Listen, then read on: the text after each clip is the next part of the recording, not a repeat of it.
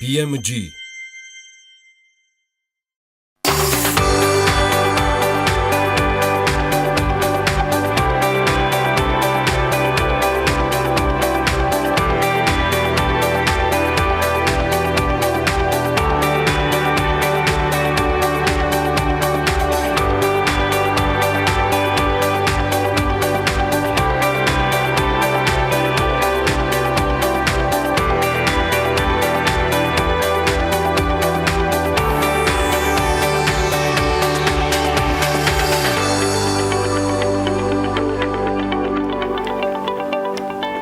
სახალხო დამცველი ნინო ლომჯარია გამყოფი ხაზის სოფლების მოსახლეობას შეხვდა დეტალები რამდენიმე წამში ნარატივით. დიდი ბრიტანეთის პრემიერ-მინისტრი საკუთარ შვებულებას შეამცირებს საფრანგეთის პრეზიდენტ შეხვდეს და მას ბრექსიტთან დაკავშირებით პოზიციის შემსუბუქებაზე ესაუბრო შედეგების წინასწარი ანალიზით დღევანდელ გადაცემაში. კომპანია Facebook-მა Instagram-სა და Facebook-ში 32 ანგარიში აღმოაჩინა, რომლებიც ამერიკის დღევანდელ არჩევნებში ჩარევის კამპანიაში მონაწილეობენ დეტალები ხუთშაბათის ამბისთხრობით.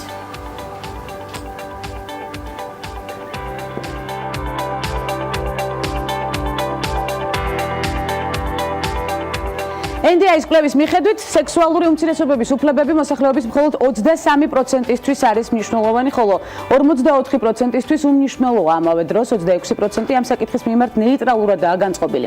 რაც შეეხება რელიგიური უმცირესობების თემას, კვლევის თანახმად გამოკითხულთა 60% მიიჩნევს, რომ რელიგიური უმცირესობების უფლებები მნიშვნელოვანია, 27% ნეიტრალურად არის განწყობილი, ხოლო 11% მიიჩნევს, რომ ეს საკითხი უმნიშვნელოა. კვლევაში მონაწილე გამოკითხული მოსახლეობის 60%-ისთვის ეთნიკური უმცირესობების უფლებები მნიშვნელოვანია, თუმცა 11% მიიჩნევს, რომ ეს უმნიშვნელოა. ამავე კვლევის მიხედვით მოსახლეობის 93%-ისთვის შემოპირთა უფლებები მნიშვნელოვანია. კვლევის საველე სამუშაოები ჩატარდა 23 ივნისიდან 8 ივლისის პერიოდში საქართველოს მასშტაბით ოკუპირებული ტერიტორიების გამოკლებით 2409 პირისპირ ინტერვიუს წარმომადგენლობითი შერჩევის საფუძველზე. ცდომილება 1,9%-ია. ნახოთ გადაცემის ანონსი და სტუმრების ჩამონათვალი დღეს დილომშვიდობის.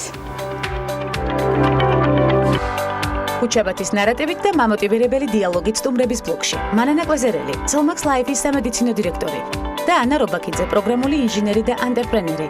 ეს ქალების ნარატივია. გვანცა ლახიძესთან. როგორც აღნიშნეთ, გადაცემის საწყისში სახალხო დამცველი ნინო ლომჯარია გამყოფი ხაზის სოფლების მოსახლეობას შეხვდა. ნინო ლომჯარია ბერშვითისა და კიბრალის მოსახლეობას გაესაუბრა, სადაც 2013 წლიდან დღემდე 25-მდე პირის დაკავება დაფიქსირდა. სოფლებში გავლებულია მავთულხვართები და დადგმულია ბანერები, რის შედეგადაც მიწები ოკუპირებულ ტერიტორიაზე აღმოჩნდა. 2017 წელს საოკუპაციო ხაზმა 700 მეტრით გადმოიწია და სოფლების მოსახლეობამ კიდევ ჰექტრობით მიწა დაკარგეს. მნიშვნელოვანია მაქსიმალურად მოკლე ვადაში სოფლებს მიეწოდოს სასმელად ვარგისი წყალი და მოწესრიგდეს სარწყავი სისტემები. მაღალია ეგრეთ წოდებული საზღვრის გადაკვეთისას დაკავებულ პირთა რაოდენობა. მნიშვნელოვანია აღნიშნული საკითხი კვლავ აქტიურად იდგეს საერთაშორისო ფორმატების განხილვის დღის წესრიგში, განაცხადა ნინო ლომჯარია. სახალხო დამცველმა გორის მუნიციპალიტეტის სოფელი ზირდა-ანტკარიც მოინახულა, რომელიც 2008 წლის ომის დროს სხვა სოფლებზე მეტად დაზიანდა. ომბუდსმენის აპარატის ინფორმაციით, სოფელში სახლების უმეტესობა საცხოვრებლად უვარგისია, მაგრამ დღემდე კომპენსაცია $15,000 მხოლოდ 3 ოჯახმა მიიღო, რომელთა სახლებიც მთლიანად იყო დამწვარი. დაზიანებული სახლებისა და მძიმე სოციალურ-ეკონომიკური პრობლემების გამო მოსახლეობის გარკვეული ნაწილი კვლავაც არ დაბრუნებულა საკუთარ სახლებში და ცხოვრებას გორის საბავშვო ბაღში განაგრძობენ. პოზიტიური ინფორმაციით განვაგრძობთ ქალების ნარატივს. ქართული წიგნის ეროვნული ცენტრის ხელშეწყობითა და გამომცემლობის Edition Orient-ის მიერ გერმანულ ენაზე გამოიცემა სულხან საბა ორბელიანის სიბრძნე სიცრუისა ინფორმაციას წიგნის ეროვნული ცენტრი ავრცელებს. გერმანულ ენოვან თარგმანზე ჰაინც ფენრნიხმა იმუშავა. წიგნი ილუსტრირებულია ზურამ ჭედლიშვილის მიერ.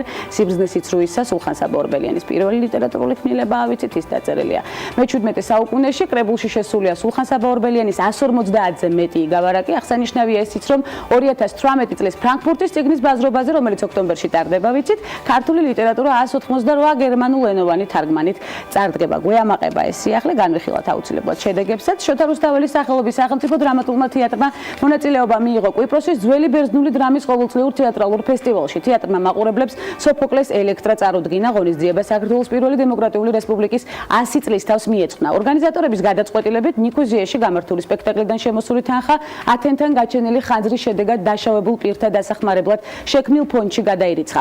საქართველოს საელჩო თეატრალური ფესტივალის ერთ-ერთი ოფიციალური მხარდამჭერი იყო. აღსანიშნავია, რომ ათენში ხანძრით დაზარალებულთა დასახმარებლად ქართველი თვითნასწავლი მხატვრის სოფი მაჭავარიანის პერსონალური ნამუშევრების გამოფენა გაყიდვაც ეწყობა, რომელიც ათენის ქართულ სახლში 5 აგვისტომდე გაგრძელდება. საერთაშორისო მაგალითების გაზიარებით ვაგრძელებთ ნარატივს რამდენიმე წამში ტრადიციული რუბრიკის დასრულებისთანავე ამერიკული მედიცინა ამბის თხრობით დაგველოდებით.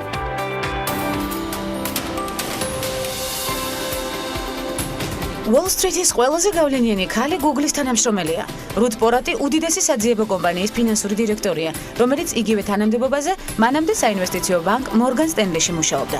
კონკრეტულ ბანკში მან 28 წელი იმუშავა. Bloomberg-ი რუდ პორატს ერთ-ერთ ყველაზე გავლენიან ქალბატონად ასახელებს Wall Street-ზე. რუდ პორატი დაბადებულია ებრაულ ოჯახში, მიღებული აქვს სტენფორდის ბაკალავრის ხარისხი საერთაშორისო ურთიერთობებში და ფლობს პენსილვანიის უნივერსიტეტის მაგისტრის ხარისხს. Google-ი დათანხმდა გადაიხადოს 70 მილიონი იმისთვის, რომ პორატს დაეტოვებინა Morgan Stanley და გადასულიყო Google-ის ფინანსური დირექტორის პოზიციაზე. როგორც კი რუთი დათანხმდა შემოთავაზებას, მან 5 მილიონი ამერიკული დოლარი ერთჯერადად მიიღო, პრემიის სახით და 25 მილიონი როგორც გრანტი მთელი წლის მანძილზე. პორატმა კომპენსაციის სახით სულ 40,3 მილიონი ამერიკული დოლარი მიიღო. გასულ წელს Google-მა რუდ პორატი დააწინაურა და დამატებით მიიღო 14 მილიონი ამერიკული დოლარი. ხელფასის სახით 717,211 და ფონდიდან 11,3 მილიონი. 2013 წელს რუდს ამერიკის ყოფილი პრეზიდენტის ბარაკ ობამას მხრიდან ჰქონდა შემოთავაზება როგორც მომავალი მდივნის მოადგილე. თუმცა Bloomberg-ისა და New York Times-ის მიერ გავრცელდა ინფორმაცია, რომ პორატი დაუკავშირდა თეთრ სახლს და ოფიციალურად ითხოვა მისი სახელის მოხსნა განხილვის სიიდან.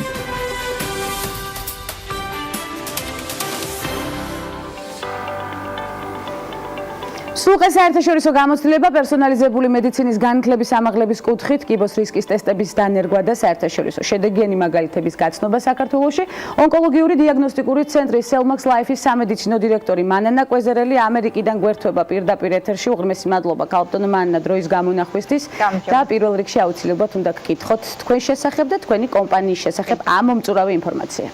კი ბატონო, ძალიან დიდი მადლობა მოწვევისთვის, ძალიან სასიამოვნოა დილამშვიდობის. დიახ, მე გახლავართ თბილისის სახელმწიფო სამედიცინო უნივერსიტეტის კურსდამთავრებული, გავაგრძელე შემდგომი სწავლება სტენფორდის უნივერსიტეტში კალიფორნიაში და კლინიკურ პათოლოგიაში გავაკეთე რეზიდენტურა კალიფორნიის უნივერსიტეტში სან-ფრანცისკოში.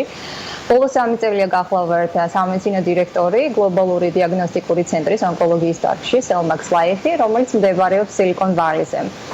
რაც შეეხება Silicon Valley-ზე მდებარე ლაბორატორია, ეს ემსახურება ძირითადად ჩრდილოეთ ამერიკის ქვეყნებს და ასევე ევროპის ქვეყნებს, ხოლო ტაიპეიში გვაქვს მეორე ლაბორატორია, ძირითადი ლაბორატორია ტაივანში, რომელიც ემსახურება აზიის ქვეყნებს.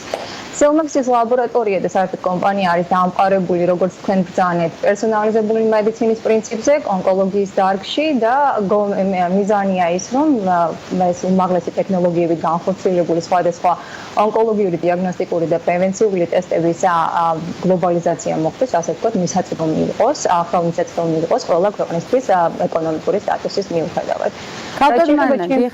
ზუსტად რა სახის ტესტებს თავაზობთ თქვენ მოსახლეობას და სწორედ რითი გამოირჩევით დიაგნოსტიკურ ბაზარზე, ეს არის საინტერესო. დიახ, რა თქმა უნდა. იმისაც რომ ცოტა მარტივად განსაზღვროთ და უბრალოდ განმარტოთ ეს ტესტები, რომელსაც Cellmax Life-ის თავაზობს მოსახლეობას, მინდა 1-2 სიტყვით ახსენო პერსონალიზებული მედიცინა წნებას მომცემთ. ეს არ არის ახალი ცნება, რა თქმა უნდა. წლების და დეკადების განმავლობაში ეს ცნება ძალიან გათავისებული იყო, თუნდაც სისხლის ტრანსფუზიების დროს, როდესაც ვახდენთ ჩვენ არა რანდომულ გადაცემებს ტრანსფუზიებს, არამედ ვახდენთ ტიპირებას.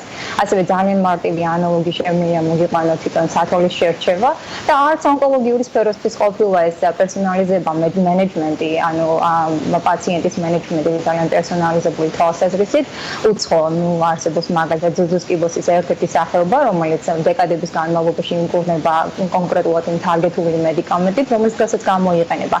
ანუ მაგრამ იცით როგორ არის ეს გენომური გაშიფვრის შემდეგ ადამიანის გენომი როდესაც გაიშიფრა, იმის ძალიან დიდი რაოდენობით ინფორმაცია მოგვეცა ჩვენ, ასევე ტექნოლოგიები ძალიან განვითარდა, განსაკუთრებით აქცენტი უნდა გავაკეთო მოცულტული სიმსივნურ უჯრედებზე, ასევე მომდევნო თაობის სეკვენირებაზე, რომელიც ხშირად მოიხსენიება როგორც NGS-ი, ანუ next gen sequencing-ი და ამ ტექნოლოგიების გამოყენებით და იმ ინფორმაციის გამოყენებით, რომელიც ჩვენ მოგცა გენომის ადამიანის გენომის გაშიფრამ ძალიან ადვილად შეგვიძლია უკვე სიმსივნეების გენოტიპირება, მუტაციების შესწავლა, ასევე თარგეტული მედიკამენტების მოძებნა, რომელიც იმ კონკრეტული პაციენტის კონკრეტულ სიმსივნეს შეესაბამება უფრო მეტად, უფრო უკეთესად ეფექტური იქნება, ასე ვთქვათ, უფრო ადეკვატური იქნება.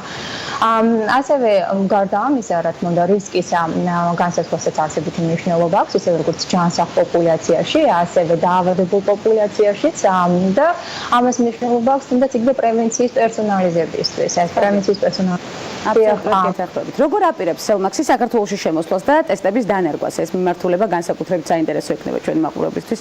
ცხადია. და რა ვადებში? კი ბატონო. ამჟამად სელმაქსი აწარმოებს მოლაპარაკებებს საქართველოში არსებულ ლაბორატორიებთან. ჩვენი პრიორიტეტები არის, რომ ლაბორატორია უნდა იყოს აკრედიტირებული და სერტიფიცირებული და პასუხობდეს შესაბამის სტანდარტებს და ალბათ აგვისტოს ბოლომდე გადაწყდება ის, რომელი ლაბორატორია გახდება ჩვენი პარტნიორი. ეს ლაბორატორია იქნება უფლებამოსილი, რომ მიიღოს წინჯები ნებისმიერი ექიმისგან, ნებისმიერი მოსახლესგან, ნებისმიერი მოქალაქისგან და ეს წინჯები შემდეგ გამოიგზავნება ამერიკის შეერთებულ შტატებში, სადაც მოხდება ამ წინჯების ანალიზი next-gen sequencing-ის საშუალებით სხვადასხვა ტესტების. ხო, ძალიან საინტერესო პროცესია, რომელშიც ვიქნებით აქტიურად ჩართულები. ცხადია, როგორც ჩანს, თქვენ მრავალი პლატფორმა გაქვთ და მრავალი ტესტი ამ პლატფორმებზე დამყარებული. საქართველოში რომელი ტესტით აპირებთ დაწყებას, პირველი ნაბიჯები?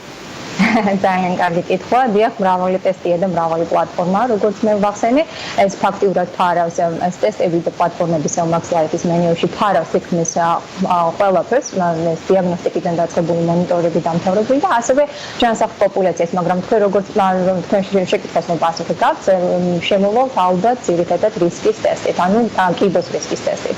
და რაში მდგომარეობს ეს კიბოს რისკის ტესტი? ეს არის პირველ რიგში მინდა ვახსენო, რომ ეს იქნება ხელმისაწვდომი ფინანსური პროცესში და ამის პასუხი არ მოგასწრით, მაგრამ ხელმისაწვდომი ამავდროულად იქნება ძალიან ინფორმატიული. ეს არის 99 კენზე დამყარებული NGS-ის ტესტი, რომელიც არის ასოცირებული 20-ზე მეტ კიბოს რისკთან.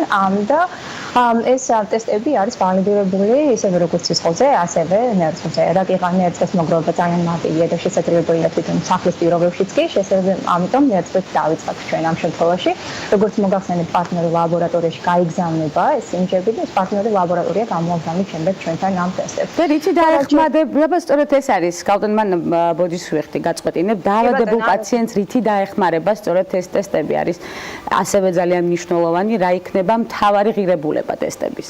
დიახ, აბსოლუტურად გეთანხმებით. ეს ტესტები საერთოდ გენეტიკური კიბოს რისკის ტესტი გათვლილი არის არა მხოლოდ დაავადებულ ადამიანზე, არამედ პირიქით ჯანსაღ ადამიანზე, რომელიც არის მაღალი რისკის ადამიანი. თვითონ მაღალი რისკის განსაზღვრა ეს ცოტა უფრო ვრცელი თემაა, მაგრამ აი ძალიან მარტივად მაგალითი რომ მოგიყვანოთ და უშუალოდ ადამიანი რომელსაც აქვს კიბოს ისტორია ოჯახის, ანუ რამდენიმე თაობა არის დაავადებული კიბოთი, ან კიდევ ერთი და იგივე თაობაში 2-ზე მეტი ადამიანი დაავადებული კიბოთი, მაგალითად ხალი რომელსაც აქვს დედა და დაავადებული ძუძის და საკვირველთმოქმედის კიბოთის განსაზღვრა ეს შეიძლება იყოს მაღალი რისკის და ეს იქნება ძალიან ესეთი ოპტიმალური კანდიდატი ამ ტესტისთვის. და რაში დაგვეხმარება მართალია, ეს ტესტი არ არის ეზოთერული ტესტი, როგორც რამდენიმე წლის წინ ემონათ, ეს არის პირიქით არის ესეთი ტესტი, რომელიც ძალიან პრაქტიკულია და შესაძლებელია პრევენცია, პერსონალიზება პრევენციის. აი მაგალითისათვის დაუშვათ ეს ადამიანი ანჯელინა ჯოლის ეფექტით უნდათ. გეტყვით ამაზეც. რა შეიძლება რომ მოხდეს? დაუშვათ თუ სკრინინგი იწყება ძუძუს კიბოსი დაახლოებით 50 წლიდან, მაგრამ ადამიანი არის მატარებელი რაღაცა მუტაციის, რომელიც ხანდახურულია. მაშინ მისი პრევენცია სხვანაირად მოხდება. მაშინ შესაძლებელია მისი პერსონალიზება. ანუ სანამ 50 წლის გახდეთ, მანამდე დაიწყება, რა თქმა უნდა, ძალიან ადრე დაიწყება ამის სკრინინგი, ინტერვალებით შეიცვლება. თუ კი წელიწადში ერთხელ არის ნორმა, მაშინ შეიძლება გაიზარდოს შემცირდეს ინტერვალით, რა თქმა უნდა.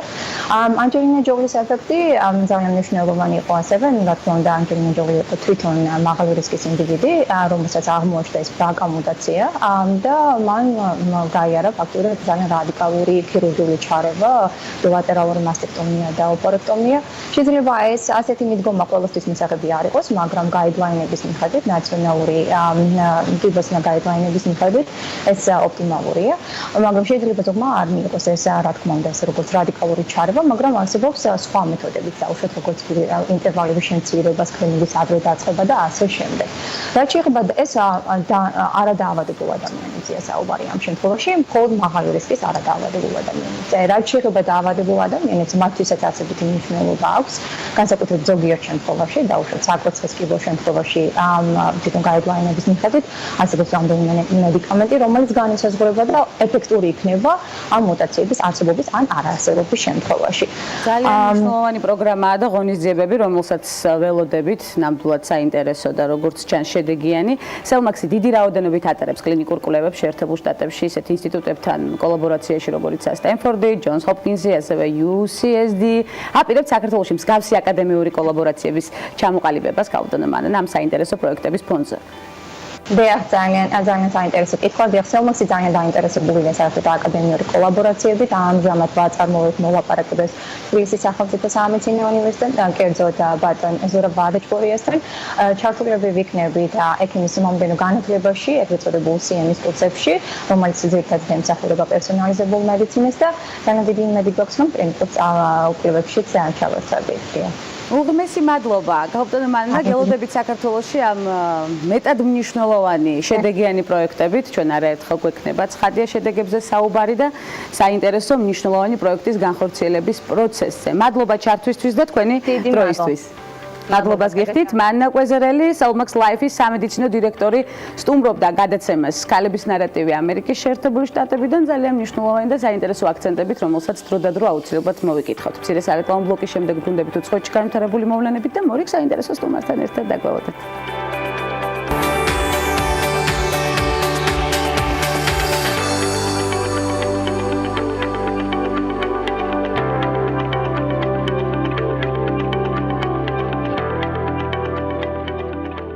რეკლამის შემდეგ უცხოეთში განვითარებულ მოვლენებზე გავამახვილოთ ყურადღება, როგორც უკვე გადაცემის საწყისში აღვნიშნეთ. დიდი ბრიტანეთის პრემიერ-მინისტრი საკუთარ შვებულებას შეამცირებს, რათა საფრანგეთის პრეზიდენტ შეხვდეს და მას ბრექსიტთან დაკავშირებით პოზიციის შემსუბუქებაზე ესაუბროს. გავრცელებული ინფორმაციით, ტერეზა მეი შვებულებას იტალიაში ატარებს და ახლა საფრანგეთში ჩასვლას გეგმავს მაკრონთან საუბრის. ერთ-ერთი მთავარი თემა ბრექსიტის შემდეგ საფრანგეთთან უსაფრთხოების საკითხებში თანამშრომლობაც იქნება. გავრცელებული ინფორმაციით, მეი და მაკრონი ერთმანეთს პარასკევს საფრანგეთის პრეზიდენტების საზაფხულო რეზიდენციაში შეხვდებიან. არგენტინელმა მოსამართლემ კლაუდიო ბონადიომ ქვეყნის ყოფილი პრეზიდენტი და სენატორი კრისტინა ფერნანდეს დე კირშნერი ქრთამისაღების შესახებ საქმეზე ეჭვმიტანილი სტატუსით დაკითხვაზე დაიბარა. ექს-პრეზიდენტი დაკითხვაზე საზამართლოში 13 აგვისტოს უნდა გამოცხადდეს.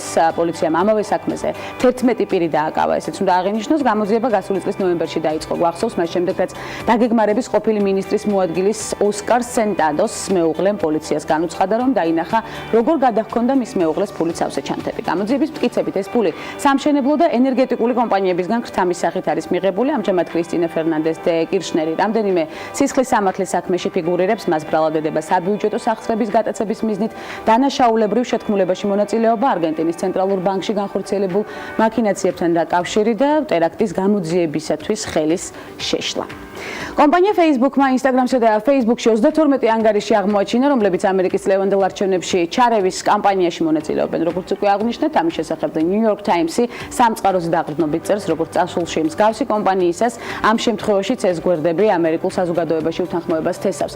წყაროები ამ კამპანიაშიც არ გამორიცხავენ რუსულ კვალს, ოფიციალურად კი Facebook-მა 32 ანგარიშის გაუქმების შესახებ განაცხადა, რომლებიც შემჩნეულნი არიან კოორდინირებულ არაუთენტურ ქმედებებში. შეგახსენებთ, რომ 2018 წლის ნოემბერში ამერიკის შეერთებულ შტატებში კონგრესის შუალედური არჩევნებია დაგეგმილი და სწორედ ამას ეხება ეს მითქმა-მოთქმა და არაერთის გავიარეთ პრინციპში ეს თემა. Facebook-მა და Instagram-მა ახალი ფუნქცია დაამატეს ამასობაში. ამიერიდან მომხმარებელ სოციალში გატარებული დროის განსაზღვრა შეუძლია, სიახლის მეშვეობით მომხმარებელი მის ყოველდღიურ აქტივობას განსაზღვრავს. კომპანიებმა ამ ფუნქციის დამატება მას შემდეგ გადაწყვიტეს, რაც საზოგადოების დიდმა ნაწილმა შეშფოთება გამოხატა, რომ ადამიანები სოციალში დიდ დროს ატარებდნენ, ნამდვილად ასეა. სიახლეთ ყველა მომხმარებელი მომდევნო რამდენიმე კვირის განმავლობაში ისარგებლებს. განახლების შესახებ კი ცნობილი ჯერ კიდევ გასულ თვეს გახდა და მნიშვნელოვანი წამოწყება ვფიქრობ ბევრისთვის სასარგებლო გამოგონება. ამერიკული ტექნოლოგიური კომპანია Google გამომცემლებთან აქტიურად თანამშრომლობს, რათა ჟურნალისტური ნამუშევრები საძიებო ველში ხილვადი და ადვილად ხელმისაწვდომი იყოს. ინფორმაციას კომპანიის მიერ გამოქვეყნებულ ბლოგში ვკითხულობ ტექნოლოგიების ერაში მედია საშუალებების ზრდასთან ერთად Google კონკრეტულ ნაბიჯებს დგამს და გამომცემლებს მათი ნამუშევრების წინ წამოწევაში ეხმარება. როგორც გამოცემა წერს, მხოლოდ სათაურით რთულია მიხვდეთ, რაზე წერს ესა თუ ის მედია საშუალება. სწორედ ამიტომ მედია ორგანიზაციებს სტატიის გამოქვეყნებამდე ექნებათ საშუალება მიუთითონ თუ რა იქნება კონკრეტულ საძიებო სიტყვასთან შეფარდებით მართებული ინფორმაცია, რომელიც საძიებო ველში დამატებით დაფაზე უნდა გამოჩნდეს. და საინტერესო მაგალითების გაზიარებას ვიწყებთ რამდენიმე წამში სტუმრების ბლოგში დაგველოდეთ.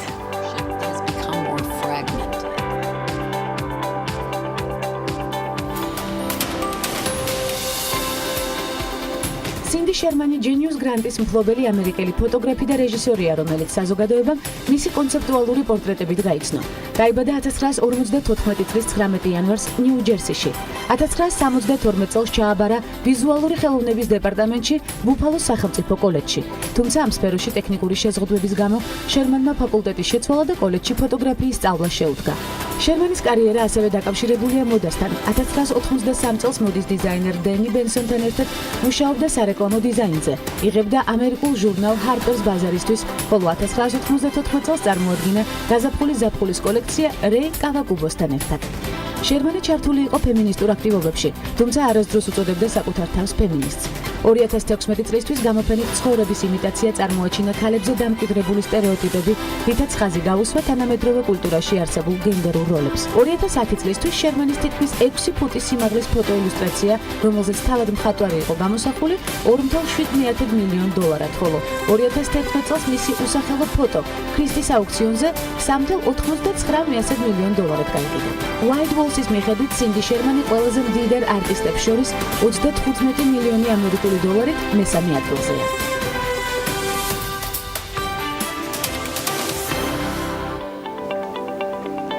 თანამედროვე ტექნოლოგიების ინტერესით და სფეროში სამაგალითო მიღწევებით შექმნილი წარმატებული პროფესიული გზა, რომელიც საერთაშორისო მასშტაბებზე ვრცელდება. შედეგიანი სტარტაპები და მსოფლიო კომპანიების თანამშრომლობა ჩვენი რესპონდენტის გარშემო ერთიანდება, მამოტივირებელი და მასტიმულირებელი ამბის თხრობით პროგრამული ინჟინერი და ანტერპრენერი ანა რობაქიძე ნარატივით. ხუთშაბათს მოგესალმებით ანა. უღრმესი მადლობა პირველ რიგში მობრძანებისთვის ამ გადატვირთულ სამუშაო გრაფიკში. ამერიკის დროით ახლა ღამემშვიდობის უნდა გისურვოთ, თუმცა ახლა ერთად უნდა გამოფხიზლდეთ და როგორმე შევეგუოთ ქართულ დროს. მადლობა იმისთვის, რომ დღეს ჩვენთან ხართ. დიდი ხანია გვინდა თქვენთან დაკავშირება, ცხადია, მაგრამ როგორც კი საქართველოში ჩამობრძანდით, ვიხელთეთ დრო და გაცლობის საშუალებაც მოგვეცა. ქალთა ორგანიზაციებში ბევრი აქტივობა გიფიქსირდებათ უამრავ აქტივობასთან ერთად, თუმცა ქალების ნარატივის გათვალისწინებით სწორედ ამ აქტივობით დავიწყებთ. რა მიმართულებით მუშაობთ და ვრცელდება თუ არა თქვენი ჩართულობა სწორედ ქალების მიმართულებით საქართველოსაც?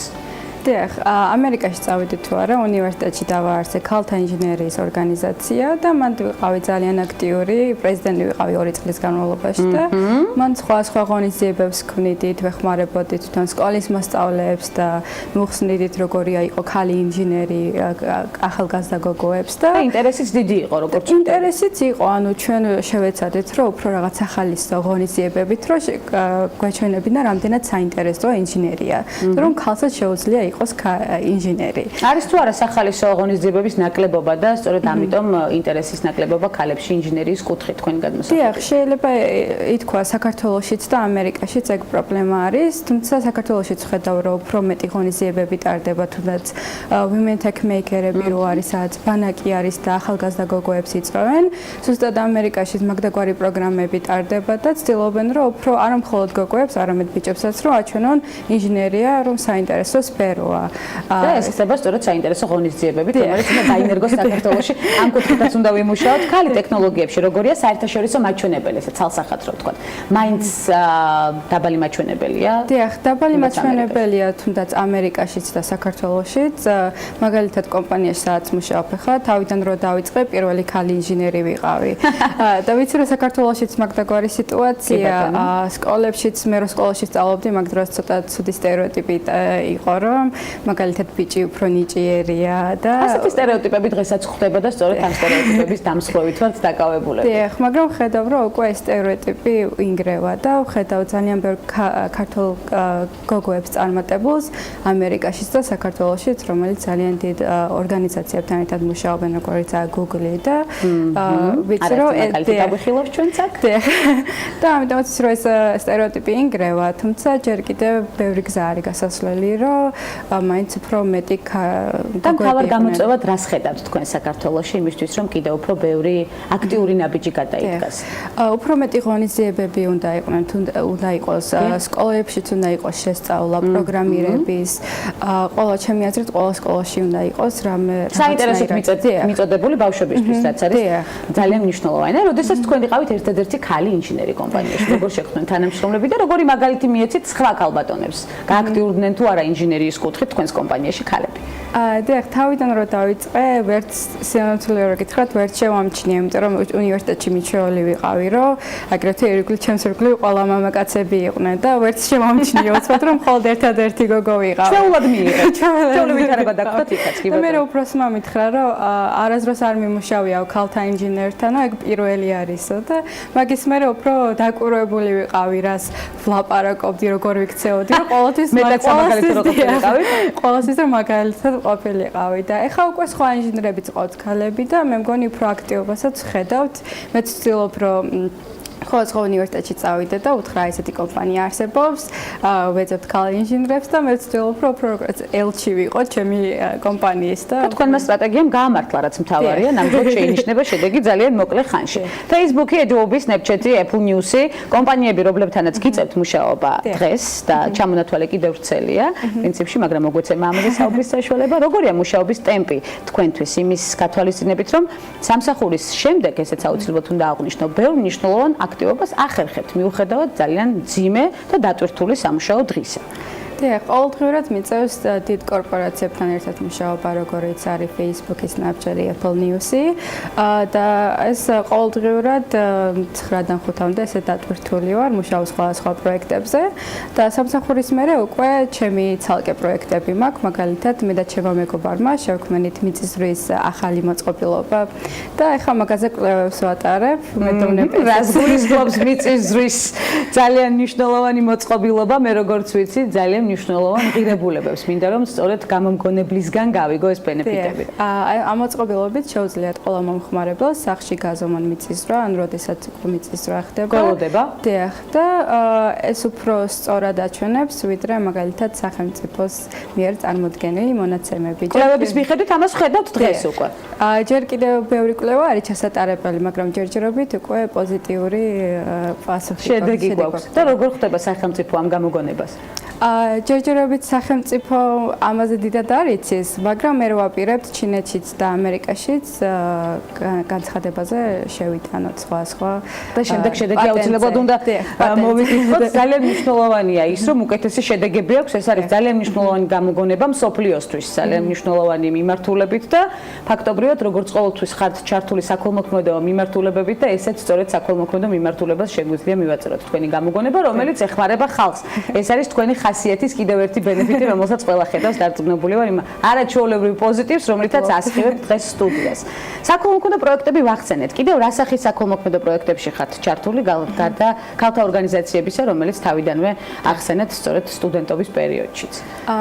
გარდა ქალთა ინჟინერიის ორგანიზაციების გარდა კიდე ქალთა უფლებების სხვა ორგანიზაციებთან ერთად მუშაობ.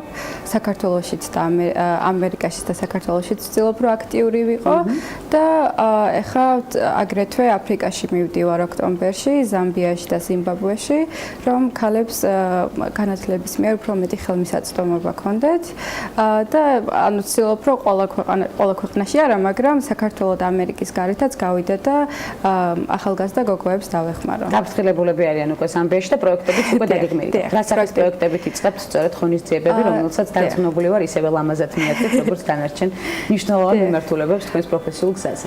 სხვა პროექტებია, ჯერ ვიწყებთ, რომ განათლება უფრო ხელმისაწვდომი იყოს მაგათთვის, აგრეთვე ვცდილობთ, რომ მეცნიერებასთან რაღაცნაირი შეხება გქონდეთ, თუმცა ყველა ქვეყანაში ეს შესაძლებელი არ არის, მაგალითად ზამბიაში და ზიმბაბვეში ჯერ კიდე შორი გზა არის გასასვლელი სამამდე მეცნიერებამდე ან ტექნოლოგიამდე მივა, მაგრამ ვცდილობთ ეს ნელ-ნელა შევიტანოთ სხვა პროექტები და თქვენ ფიქრობთ, რომ ეს პროექტი ხანგრძლივი იქნება? დიახ, ხანგრძლივი იქნება. მეცნიერებამდეც მიხვალთ რაც თავარი. ეს რამოდენიმე თვე არ იქნება ეს პროექტი, იქნება წლეობით და ვიმედოვნებთ რამოდენიმე წელიწადში ნახავთ შედეგს. ხანგრძლივობა როგორ შეეხება საქართველოსთან დაკავშირებულ პროექტებს უკვე? ჩვენთვის საინტერესო ცოდნის რეალიზება საქართველოში ანას მიერ. დიახ, საქართველოშიც ბევრი პროექტები ტარდება, როგორც არის Women Tech Maker-ები და დარწმუნებული ვარ, რომ კიდევ უფრო ხედავ მაგალითად სტარტაპებიც ბევრი წამოწყება არის, უნივერსიტეტშიც ბევრი აქტივობა, თუნდაც Google Developers გრუპები რო არის უნივერსიტეტებში და ხედავ მაგალითად ბევრ სხვა კონფერენციებზე რომ მივდივარ, ხედავ ქართველებსაც და ყოველთვის მიხარია. ახლა ხანს ვიყავი Google-ის კონფერენციაზე და რამოდენიმე ქართველი ვნახე, ძალიან გამიხარდა. გაუზიარეთ ერთმანეთს წარმატება? გაუზიარეთ ერთმანეთს და ყოველს ისე არა მხოლოდ ვინც იქ ცხოვრობს ქართველები, არამედ საქართველოსდანაც იყვნენ ჩამოსულები და ეგ რა თქმა უნდა მამოტივირებელია და კიდევ უფრო მეტად მასტიმულირებელი ხადია. მე ვიცი რომ ანას ძალიან ბევრი საინტერესო გეგმა აქვს ჩვენ ეთერს გარეთ ვისაუბრეთ წარმატების არსზე, მისთვის წარმატება ასე ახსაქმელი არ არის, პირობითია, ვიცით, ცხადია, თუმცა ძალიან საინტერესოა რა არის მთავარი მიზანი. თქვენთვის ასეთ პატარა ასაკში, როდესაც ამდენ მნიშვნელოვან კომპანიას გამოვივლი და უკვე შენი გამოგონებაც გაქვს, რომელიც მსოფლიოს ჭირდება.